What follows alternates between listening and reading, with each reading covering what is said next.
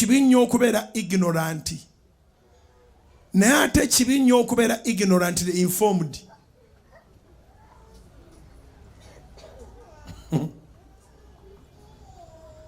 Waliwo okuba nti olina information ngeri false oli ignorant kubanga baku initiating ne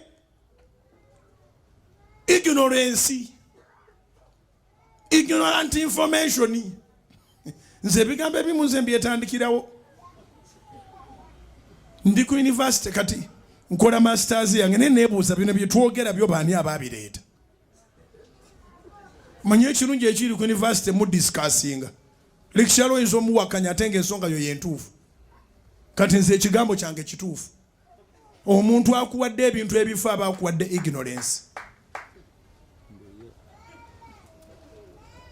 Obeera ignorantly informed. That is very dangerous.